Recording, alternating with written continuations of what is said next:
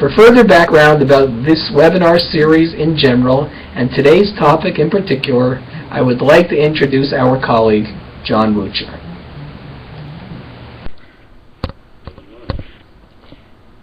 At this point, we are now finding allies and building relationships, I think, almost speaks for itself, particularly in the work that we do. It's a sine qua non. A notion that, again, is familiar to many of us, the idea of taking small steps and securing some early wins. There may be a big vision animating the project. Judah may have a vision for how early childhood education in Detroit is going to be transformed in a large way.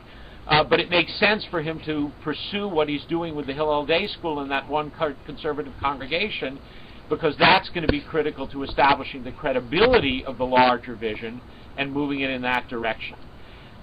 Something that we didn't see a lot of, or hear a lot of conversation about, and maybe it's something that Bob and Judah would want to comment on, is what do we do with the opponents, the dissenting voices? And again, the argument that's made in much of the literature is, despite the fact that people may be in a position of opposition or may be offering alternative and even critical viewpoints, it's vital that we stay connected to them. You can't just try to marginalize them, write them off, because they're going to be part of the process, and it makes sense to try to glean what we can and to use what we can constructively from what they have to say. Never an easy thing to do. The notion of disequilibrium and of how we prepare our leadership for disequilibrium. And again, I'd be interested to hear both Bob and Judah talk about how did you deal with your own lay leaders and make sure that the people who are running the agency, or in the case of both of them, how do you make sure that the Federation is going to be comfortable when you introduce change with the notion that there will be some disequilibrium? Taking responsibility for consequences, you can't duck that. The notion of encouraging others to lead, sharing leadership, letting people see your passion, making sure that people understand that we are not technocrats when we do this work, that we care passionately about the work, valuing the process. Bob alluded to this, that very often we're taught that what we ought to be concerned with are the outcomes, but in fact, when you're entering into a process of this sort, where many people are going to be involved, where many directions are going to be put on the table, you may need to give up some of that rigor in terms of being focused on outcomes, and as the social work people put it, trust the process. Let things unfold. You may then have to deal with your funders and others, and this gets back to the disequilibrium issue, to make sure that they're willing and that they're comfortable to understand that you can't necessarily have a blueprint for exactly what's going to unfold, because of the fact that there is a process, and the process is a participatory one and necessarily a messy one. And finally, be inquisitive, that throughout all of this, our role, as much as it is to lead, is to learn. And the only way that we can do that is by making sure that we're constantly asking questions. These are some of the things that I took from the literature, and hopefully have some applicability in helping us to contextualize and understand the cases that Bob and Judah described. So I will stop here and end the presentation, and then turn it back, Steve, to you for the discussion. Thank you, John. So, Bob or Judah, did you want to comment on anything that John brought up? Well, I just want to say something. Okay, Judah, go first since you started. Okay, I'm sorry. I think that, I have another large conservative congregation that's not happy that Hillel's starting a preschool in the example I used, and I think that it's a very delicate process in terms of dealing with the dissension that's out there, and my only approach has been to try to say everything's above board, nothing's beyond, nothing's being hidden. And I was very happy that the person who had a lot of dissent was able to call me, and we were able to have at least a very civil discussion about it.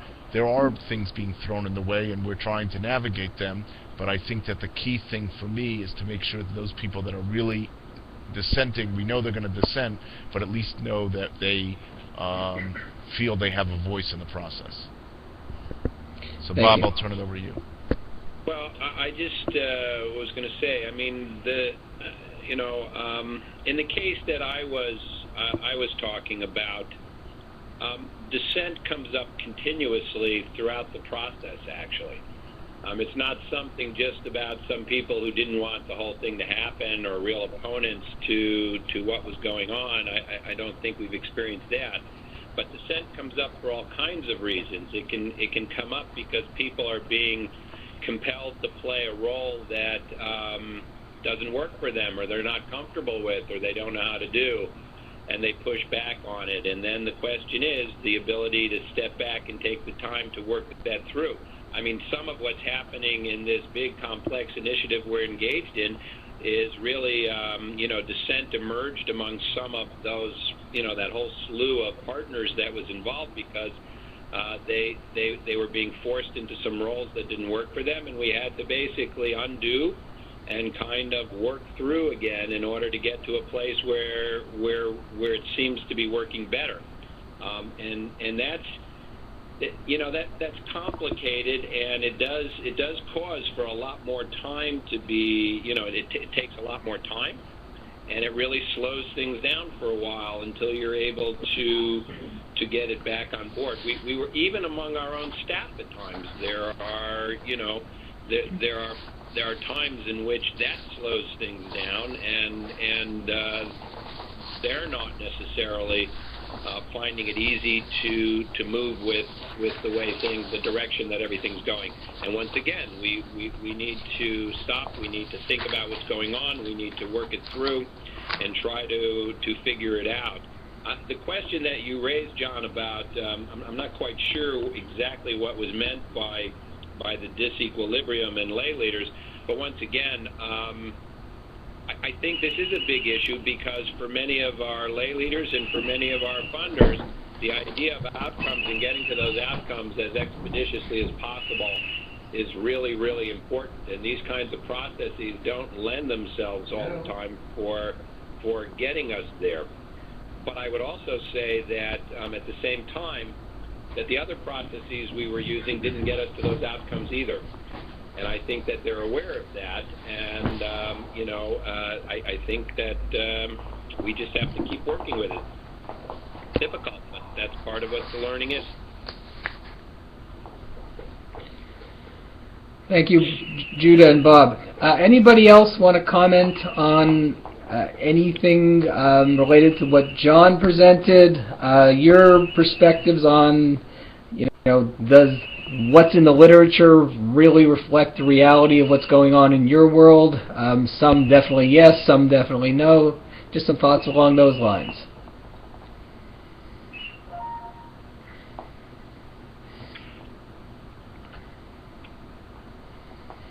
Well, hi, this is Ed. It's certainly relevant to what we're doing here.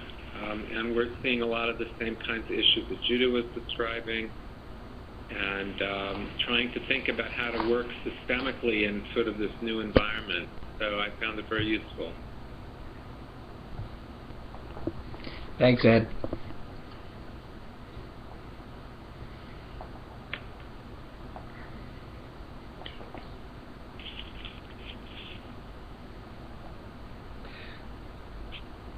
Do people actually feel that the premise that we've been working with, that the challenge for central agencies is often how to lead in situations where you don't have authority, is in fact something that characterizes your work?